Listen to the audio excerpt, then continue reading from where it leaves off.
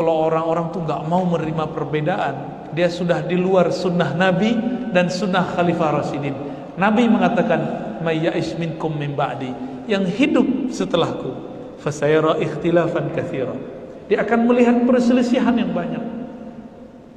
Alaikum bisunnati, ikuti sunnahku, ajaranku. Tapi yang kedua nih, wa sunnati khulafair rasyidin al-mahdiyyin min ba'di. Sunnah, ajaran, sikap, kedewasaan para khalifah rasyidin setelahku. Jadi tidak semua yang Nabi lakukan itu kemudian menjadi bobot hukum. Nabi ini berbuat bobotnya sebagai orang Arab atau sebagai Rasulullah, itu dibedakan. Bisa bedain? Nabi sebagai orang Arab, tradisi Arab udah ada belum sebelum beliau lahir? Udah ada. Kalau Nabi sebagai orang Arab, wajib nggak diikuti? Enggak, tapi boleh nggak diikuti? Boleh, bab cinta mah boleh. Sesuatu yang tidak ada dalil syar'i. Sekarang kita nanya, dalil syar'i itu apa? Satu, Quran. Dua, hadis atau sunnah ya. Tiga, ijma. Empat, qiyas. Qiyas aja udah panjang. 5, ini 4 nih. 4 disepakati. Ada lagi 5, maslahat.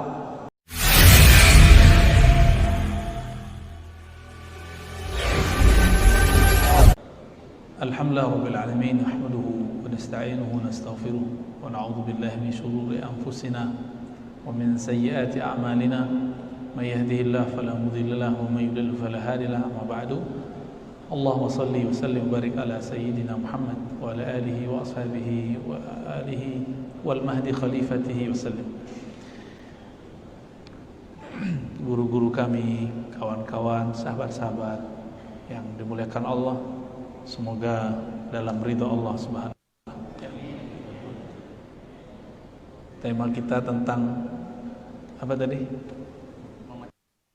Memetik perbedaan pendapat. Ya. Memetik rahmat dalam perbedaan pendapat. Barangkali dia di suatu kalimat ikhtilafu ummah. Kita perlu ikhtilafu ummati rahmah diperdebatkan ulama sebagai hadis. Cuma maknanya benar. Maknanya benar.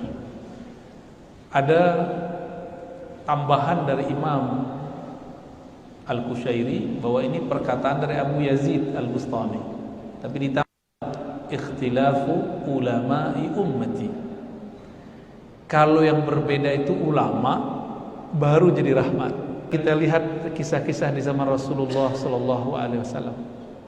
Di zaman beliau mengirim diplomat-diplomat ulum yang cerdas-cerdas ke kaum Yahudi.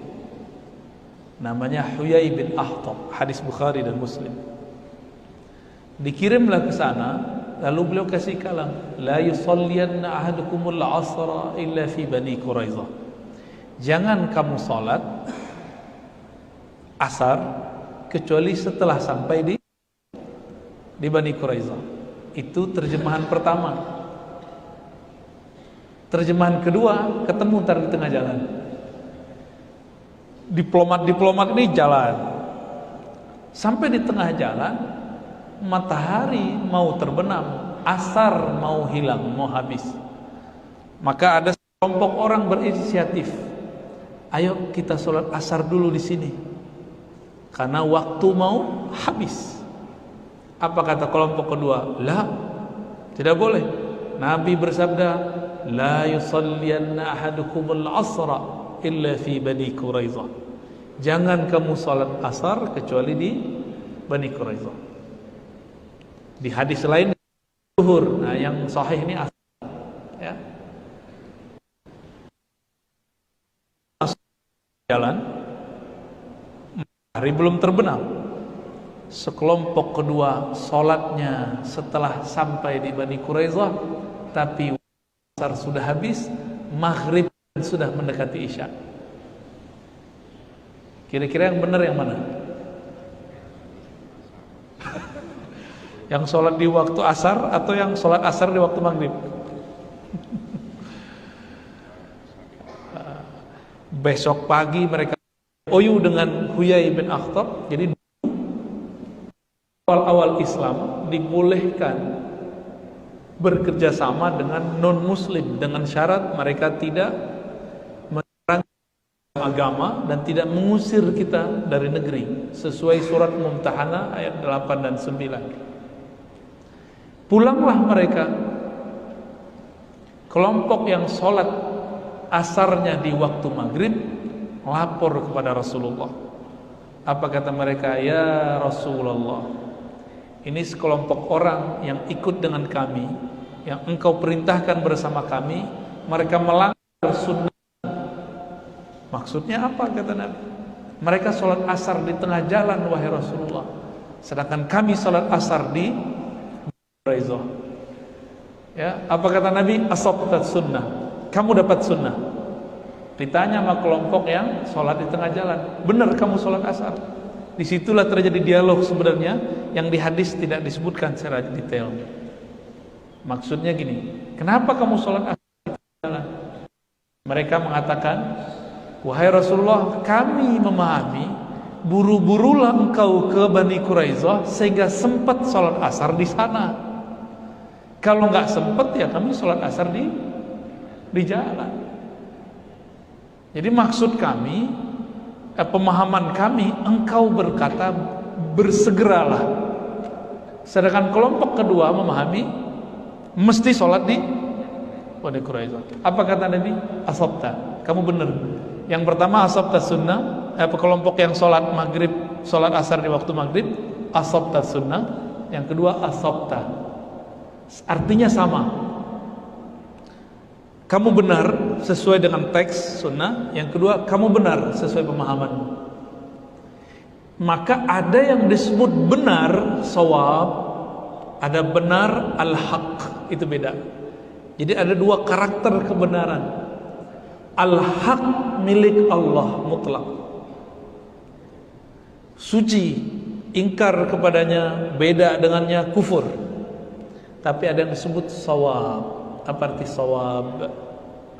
Shawab itu usaha mendekati al-haq.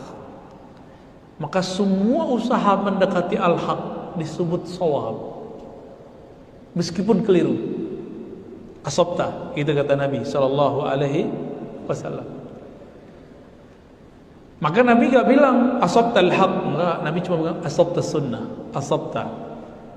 Sekarang muncul orang merasa dirinya al-haq, maka beda sama dia, beda dengan al-haq. Ini kesombongan, gak boleh. Tidak boleh ada hamba Allah merasa dirinya al-haq. Dia hanya boleh mengatakan kami ilas sawab ilal haq. Kami berada di atas sawab, usaha mencapai al-haq. Orang udah nyantri 20 tahun baca Quran, baru hijrah 2 tahun. Kira-kira ketepatan sampai kepada al-haqnya mana? Mana yang lebih cepat?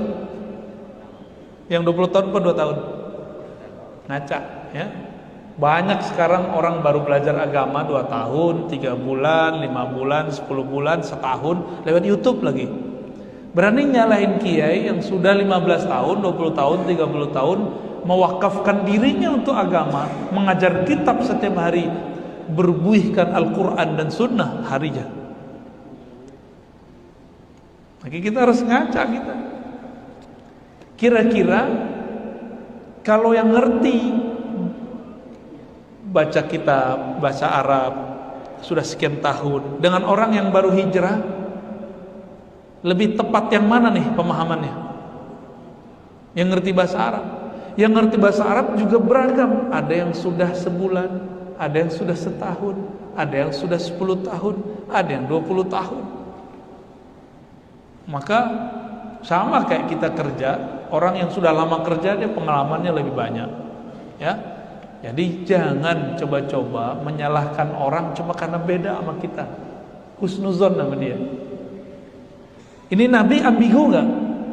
Ada yang berani bilang Nabi ambigu? Kafir? Ya, karena sibabul muslim fusuk, itu hadisnya. Mencaci muslim fasik, mencaci nabi kafir. Sibabun nabi kufrun, mencaci maki nabi, menghina nabi kufur. Gimana kira-kira? Antum sholat nih hari ini, ada kawan belum sholat, gimana? Kawan kafir nggak? Belum tentu. Jangan-jangan antum lagi sholat, bawa kerjaan lagi sholat. Orang kayak gitu mau mengkafir-kafirkan orang lain, ngaca dulu kita, ya. Baik. Itu baru satu kisah. Bahwa di zaman Nabi, Nabi memberikan ruang kebenaran lebih dari satu. Jadi kebenaran itu luas. Ilustrasinya kalau ada panahan, itu ada objek nggak? Ada lingkaran nggak? Selama masih di dalam lingkaran, maka dia disebut shawab, benar. Namun yang sudah terlatih, dia biasanya busur panahnya mendekati ke jantungnya. Nah, kira-kira begitu. Ya, kita yang baru-baru ini jangan sok merasa benar. Ya. Kisah kedua. Kalau tadi kisah di Sahih Bukhari mengenai sahabat Nabi, sekarang kisah kedua mengenai dua sahabat Nabi setelah Nabi wafat. Sayyidina Abu Bakar As-Siddiq jadi khalifah. Nabi sudah wafat. Ngirim pasukannya hafiz Quran 700 orang. Umar khawatir jika 700 orang ini terbunuh di medan juang. Ini belum disebutkan nih, mati belum, tapi dikhawatirkan bahwa mereka ini mati. Datanglah Sayyidina Umar kepada Sayyidina Abu Bakar, ya Khalifatar Rasul, wahai pengganti Rasulullah. Kata siapa? Kata Umar, tolong kumpulkan bahan-bahan Al-Quran. Dulu Quran itu ditulis di tembok, di kayu, di pelepah kurma, di macam-macam, di tulang-tulang yang dibersihkan. Umar berinisiatif, ayo kumpulkan semua bahan itu. Apa jawaban Abu Bakar? Nah, ini mereka beda nih. Hal taf'al ma lam yaf'alhu Rasulullah sallallahu alaihi wasallam. Apakah engkau akan melakukan sesuatu yang Nabi tidak lakukan? Berarti ada dua mazhab mengenai bid'ah. Abu Bakar mengatakan bid'ah itu yang Nabi tidak buat. Umar, bid'ah bukan itu. Sesuatu yang tidak ada maslahat, kemaslahatan, itu bid'ah. Beda ya? Kalau ada maslahat tidak bid'ah. Debatlah mereka panjang. Awalnya Abu Bakar masih menang, tapi lama-lama Umar mengatakan, wahai Khalifatul Rasul, kita sudah tua. Itu yang pergi perang muda-muda. Kalau mereka mati, 700 orang penghafal Quran habis. Terus gimana? Makanya saya usulkan, kalau kita mati, yang di sono mati, masih ada bahan-bahan Al-Quran. Akhirnya Abu Bakar mengatakan, syarahallahu sadri, lalu Allah melapangkan dadaku. Ini kata kunci. Selevel Abu Bakar mau merevisi pemahamannya, dan orang-orang yang mau merevisi pemahamannya, itulah orang-orang yang dilapangkan dadanya. Jadi kalau orang-orang tuh gak mau menerima perbedaan, dia sudah di luar sunnah Nabi dan sunnah Khalifah Rasyidin. Nabi mengatakan, may ya'ish minkum min ba'di, yang hidup setelahku, fasayara ikhtilafan katsira, dia akan melihat perselisihan yang banyak. Alaikum bisunnati, ikuti sunnahku, ajaranku. Tapi yang kedua nih, wa sunnati khulafair rasyidin al-mahdiyyin min ba'di, sunnah, ajaran, sikap, kedewasaan para khalifah rasyidin setelahku. Ini kita berguru kepada mereka, belajar dari mereka. Abu Bakar, Umar berbeda, dan mereka tidak jontok-jontokan, diskusi. Ini tips kalau kita berbeda, bangunlah diskusi, bangunlah komunikasi. Yang tadinya kita mengharam-haramkan, melarang-larang, siapa tahu Allah bukakan kalbu kita. Ya, selevel Abu Bakar mau revisi, kita mau revisi nggak? Atau jangan-jangan antum lebih benar dari Abu Bakar As-Siddiq radhiyallahu taala anhu. Itu. Nah, sekarang kalau orang ditanya apa itu bid'ah, apa bid'ah itu, Pak Rizal? Benar Pak Rizal namanya? Suatu yang baru. Lah antum bid'ah dong. Baru kan nggak di zaman Nabi kan? Suatu yang baru, apalagi bid'ah? Apa bid'ah Pak? Pak Thohirin, benar? Keluar dari syariat. Syariat siapa nih? Ada lagi bid'ah apa? Apa Pak Amiruddin? Sesuatu yang baru yang tidak dilaksanakan oleh Rasulullah SAW. Baru dari sana Nabi. Aneh mau tanya, Nabi pernah nggak baca Quran pakai mushaf? Pernah nggak? Udah baru, nggak pernah dilakukan Nabi. Antum balik bid'ah semua. Kalau itu bid'ah, maka akan banyak yang masuk neraka. Kalau itu bid'ah, akan banyak yang sesat. Ayo gimana? Sesuatu yang hadisnya dhaif, enggak masuk. Kalau masih ada hadisnya walaupun dhaif, tidak disebut bid'ah. Tolong diingat-ingat. Suatu amalan yang hadis dalilnya dhaif bukanlah bid'ah. Berarti masih ada dalil cuma dhaif. Apalagi ada dalilnya yang sahih.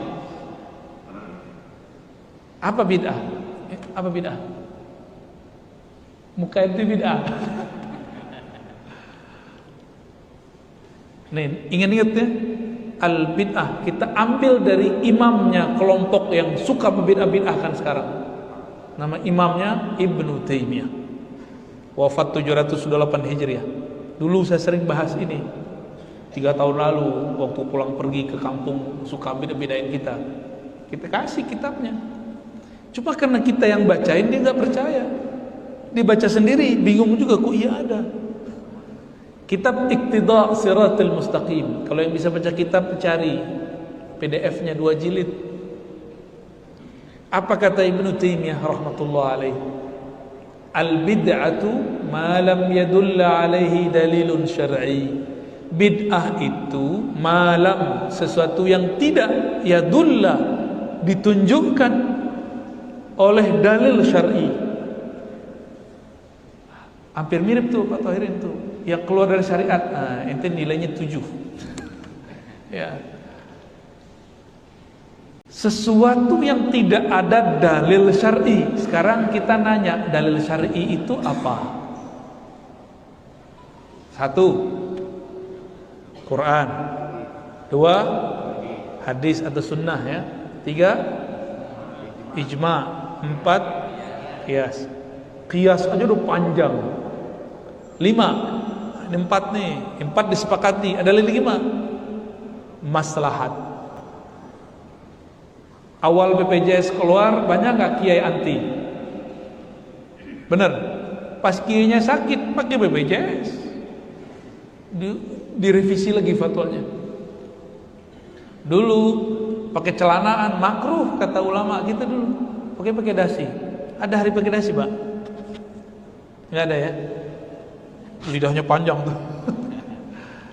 Dulu awal-awal pakai dasi itu muncul di negeri ini, difatwakan haram oleh ulama, tapi lama-lama tidak. Yang haram itu nutup aurat, buka aurat. Ya. Bukan berarti sama bentuk modelnya, haram kan? Dulu zaman-zaman tahun 90-an pakai batik sholat, diulang lagi sholat Jumat. Bentar bagi. Ya, saya masih ingat guru saya, kalau ada yang ngimamin pakai batik, dia ulang lagi sholatnya.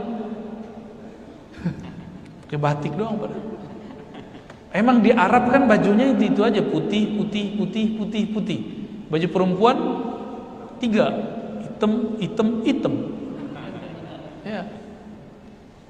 Benar ya? Karena memang negerinya begitu, hijaunya jarang, padang pasir lebih banyak, gunung, padang pasir. begitu aja. Negeri kita banyak warna, maka itu mempengaruhi budaya berpakaian. Oke, kembali. Jadi bid'ah itu yang tidak ada dalil syariatnya. Dalil syariat tadi udah berapa? Quran, sunnah, ijma, qiyas. Ada lagi tadi maslahat. Yang ngomong bukan saya, yang ngomong Ibnu Qayyim, murid Ibnu Taimiyah, imam kelompok yang sekarang suka membid'ahkan. Apa kata Ibnu Qayyim? Kullu maslahatin dinun. Setiap kemaslahatan itu agama. Itu dalil. Ya, fingerprint bid'ah itu, Pak. Wajib fingerprint enggak? Wajib. Saya kabur nggak berani kerja di suatu tempat karena pakai fingerprint.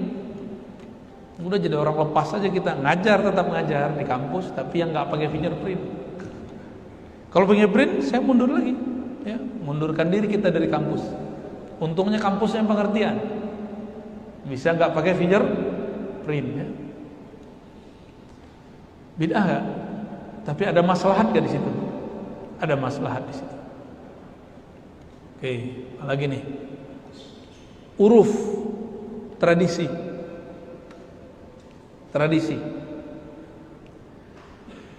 Tradisinya orang Arab sholat pakai sarung atau pakai celana di zaman Nabi?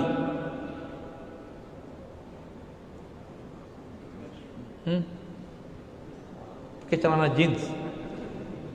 Nabi pakai celana nggak? Nabi nggak pernah pakai celana, mau jingkrang, mau jingkrung, mau jengkreng, nggak ada. Nabi itu pakai sarung, maka disebut Nabi itu yattaziru, ya, sahibul izar, orang yang bersarung. Ani mau tanya nih, kalau pegawai-pegawai ini kerja pakai sarung gimana? Kata Ar-Razi, itu sunnah. Saya mulai hari ini ngantor pakai sarung. Gimana? Repot gak? Sarung itu pakaian Nabi, tapi bobot syariatnya bukan di model sarungnya, tapi nutup auratnya. Maka yang disebut syariat berpakaian bukan model. Kalau ngikutin model Anda kuat. Baju Nabi itu bagi dua, atas bawah. Terus Nabi pakai jubah luar, jubah kayak habaib tuh, ya. Itu jubah Nabi selalu impor dari Bahrain, impor dari Syam, dari Rum, impor dari Hadramaut, impor dari Ethiopia, impor dari Mesir. Tuh baju Nabi impor. Aneh mau tanya, pakai baju impor sunnah gak? Terus gimana dengan slogan cintai produk dalam negeri? Bid'ah itu. Begitu? Kan enggak. Jadi tidak semua yang Nabi lakukan itu kemudian menjadi bobot hukum. Nabi ini berbuat bobotnya sebagai orang Arab atau sebagai Rasulullah, itu dibedakan. Bisa bedain? Nabi sebagai orang Arab, tradisi Arab udah ada belum sebelum beliau lahir? Udah ada. Kalau Nabi sebagai orang Arab wajib nggak diikuti? Enggak, tapi boleh nggak diikuti? Boleh. Bab cinta mah boleh. Nabi kemana-mana pakai serban, nggak pakai kopiah hitam. Ini bid'ah ini. Paling kopiah putih. Gimana nih? Besok-besok Pak Rizal lagi tugas pakai serban. Ditanya, kenapa ente pakai serban? Habis dengar pengajian Ar-Razi. Nabi kullama kharaja, ya, fa alaihi al-imamah wa ala ra'sihi imamah. Nabi setiap keluar pakai serban. Nabi enggak pakai peci, kupluk, enggak. Nabi pakai serban. Dari mana kita tahu serban ini tradisi Arab? Orang Arab ngomong, dalam kitab tertulis al-imamatu tijanul arabi. Serban itu mahkotanya orang Arab. Aneh mau tanya sama antum sekarang, selain Arab ada nggak yang pakai serban sekarang? Banyak. Orang Sikh, agama Sikh pakai serban nggak? Pakai.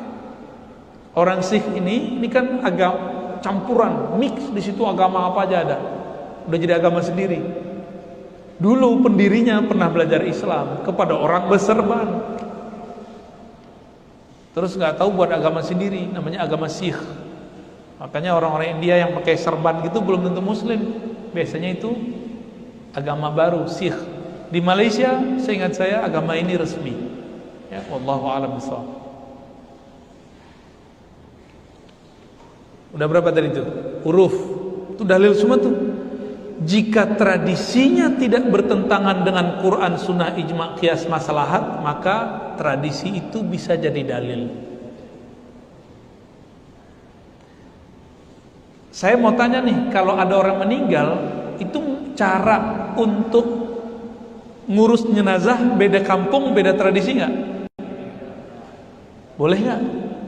Tapi biasanya tuh ibu-ibu atau yang tua-tua tuh fanatis, harus begini, nggak boleh begitu. Tengkar dekat orang mati. Padahal tengkar itu bagian daripada bid'ahnya. Yang wajib itu mandiin, ngafanin, nguburin, sholat, ngulatin 4 aja. Mandiin, ngafanin, sholat, kubur. Udah, itu yang wajib. Di luar itu tradisi. Di luar itu tradisi. Sederhana kan? Nah ini kita berharap nih, bapak-bapak ini kan orang pemerintahan, kasih kabar kepada orang-orang rumah sakit, jika ada nanti gelombang berikut dari corona, siapkan orang yang mandiin khusus, ruang khusus, alat khusus, jangan sampai nggak dimandiin, jangan sampai nggak dimandiin, ya. Kecuali udah banyak, baru tayamum masukin. Kalau masih bisa kendaliin, kita kejarin, ya. Tolong disampaikan ke rumah-rumah sakit, ke klinik-klinik, harus ada itu, ya. Kemarin kan kelabakan, Pak, nggak ada alatnya, nggak ada mekanismenya. Saya sampai kemarin belum percaya amat ada corona. Nanya sama teman yang tugasnya ngantar-ngantar jenazah, dia manajer alam barzakh, Pak. Kerjanya tiap hari nungguin panggilan kalau ada orang meninggal, nganterin. Kata dia, selama Delta kami jam 12, jam 1 malam itu masih nunggu antri di pemakaman, dan semuanya korban corona. Mungkin beberapa kiai masih nggak sepakat dengan saya. Ini teman saya kiai juga, dia kiai khidmah untuk urusan jenazah. Makanya saya tanya, ini menurut ente nih corona ada nggak? Ya ada, cuma mungkin beritanya yang berlebihan. Ya, seandainya gelombang itu ada, kan kata WHO ada 6 ya, benar nggak? Itu dari mana mereka tahu coba? Coronanya belum ada nih, dia udah bilang 6. Gimana Pak? Saya curiga Pak, ada kecurigaan besar. Kalau mereka emang sudah tahu, ya, siapa yang ngabarin kalau bukan dia juga kan? Ya sudahlah, emang begini, tenang aja Pak. Mereka makar, Allah kan lebih hebat makarnya. Fallahu khairul makirin. Ya udah santai aja, Bapak disuruh masker, ntar disuruh vaksin lagi, vaksin aja. Emang kita bakal mati divaksin? Nggak bakal, insya Allah.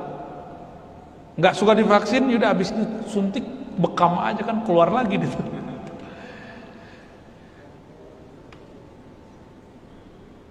Apalagi hukumnya? Ada namanya qaulus sahabi, perkataan sahabat.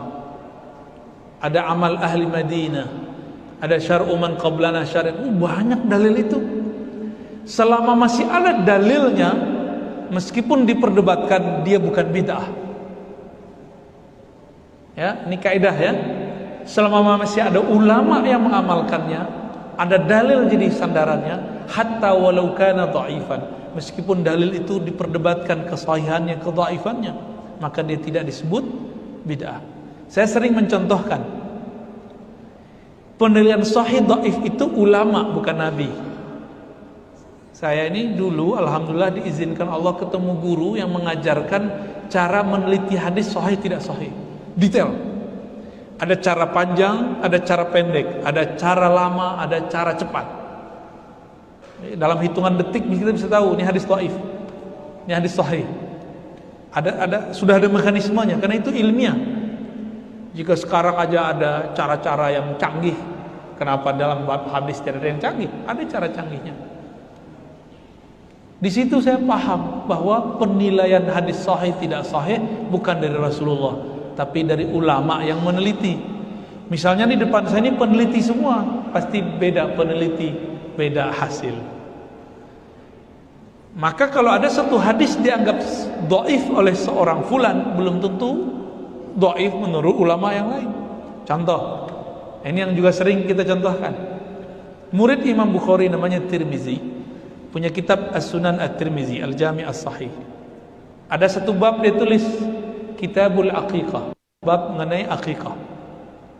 Hadis pertamanya, Nabi azana uzun maulud. Nabi mengazankan bayi baru lahir, Hasan dan Husain. Ini hadisnya. Hadisnya dhaif enggak? Dhaif. Saya teliti hadisnya dhaif. Tapi setelah kita cek, Imam Tirmizi, Imam Salafus Saleh wafat tahun 279, salaf, mengatakan hadis ini hasan sahih. Udah hasan sahih. Datang Syekh Albani bilang hadis dhaif. Datang artis baru hijrah bilang hadis dhaif. Antum ikut yang mana? Albani wafat 1999. Baru kemarin sore Syekh Al-Imam At-Tirmizi wafat 279 Hijriah.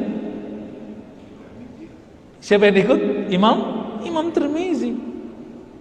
Cuma orang sekarang udah terpukau disahihkan Albani. Terpukau sudah. Albani peneliti, dia boleh benar boleh salah. Imam Tirmizi juga neliti, tapi dia ngomong hasan sahih setelah mengatakan ini diamalkan oleh ahli ilmu di kalangan salafus saleh. Cukup nggak? Jadi kalau dia mengatakan wabihil amal inda ba'di ahli ilm, itu kalau diterjemahkan ini diamalkan oleh ahli ilmu di masa apa? Di masa beliau. Masa beliau masa salafus saleh. Kalau ada ulama salafus saleh mengamalkan, ya sahih sudah, boleh diamalkan dan tidak bid'ah. Ini contoh.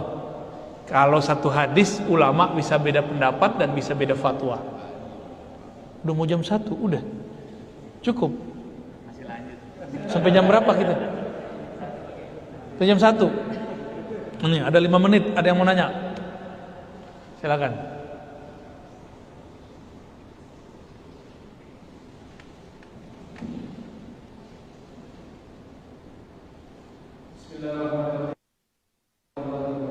Assalamualaikum.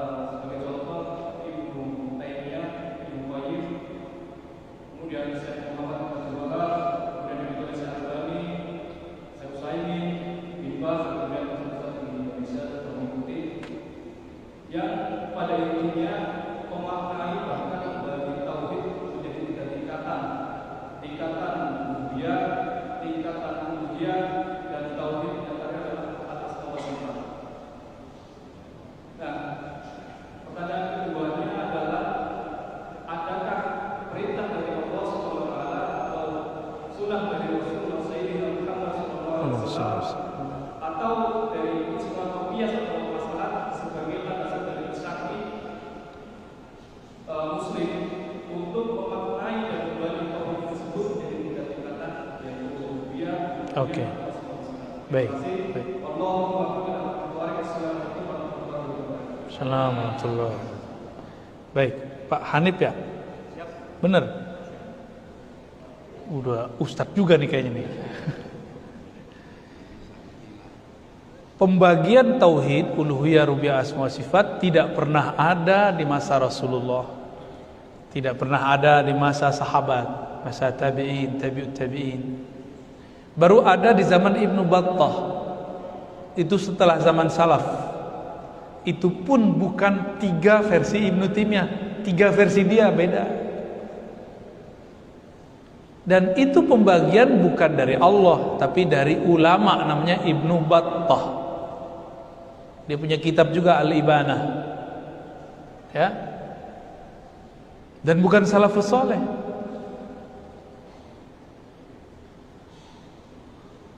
Lalu muncul Ibnu Taimiyah 3 atau 4 abad setelah Ibnu Battah mempertegas kembali karena dia tidak terima dengan konsep Imam Abul Hasan Asy'ari dan Maturidi. Dia buat yang baru, dia batalkan Asy'ariyah, dia serang Maturidiyah, lalu dia buat 3 itu, uluhiyah, rububiyah, asma was sifat. Mati suri juga ini karena Ibnu Taimiyah meninggal dalam penjara karena fatwanya sendiri yang kemudian menjadi kontroversi. Antum bayangkan Ibnu Taimiyah berfatwa, setiap fatwa masuk penjara. Menyedihkan gak tuh? Sangat menyedihkan hidup beliau. Ya, maka kita sayang sebenarnya, rahimahullah. Tapi ya akibat fatwa dia juga.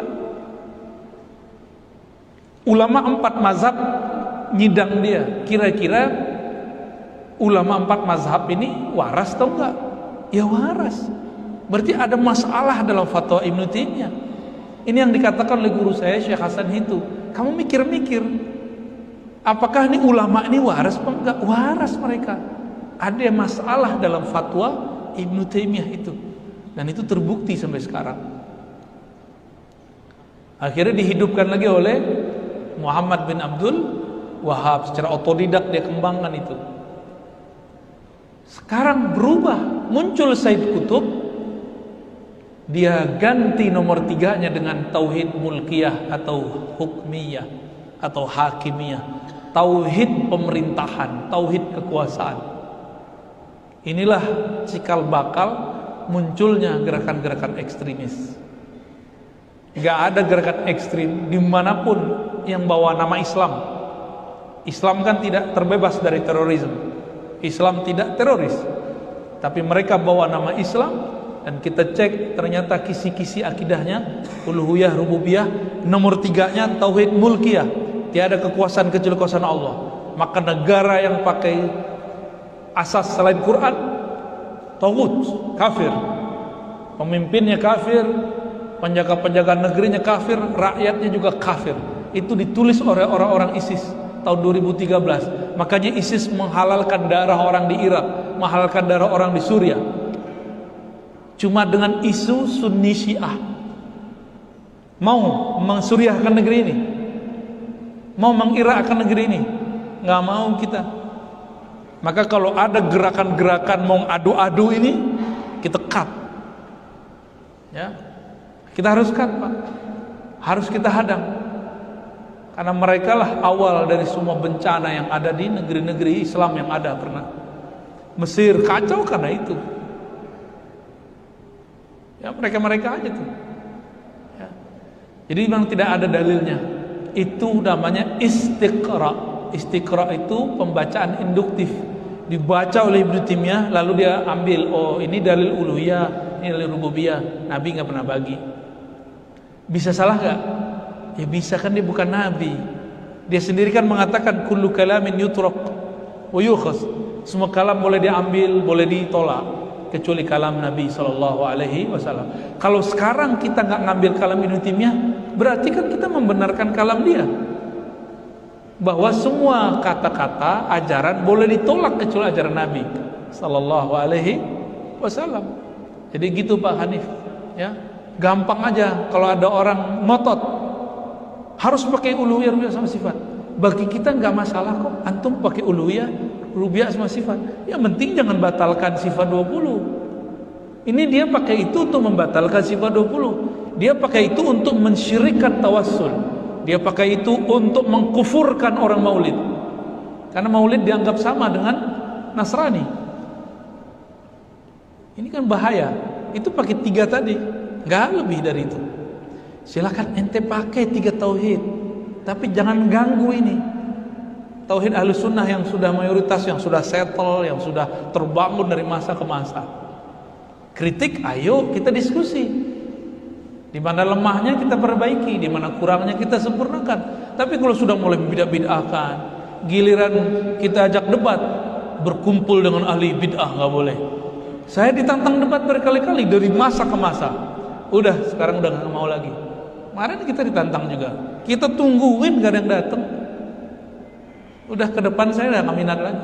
Mau dia nantang debat 1000 kali, ngomong doang ya.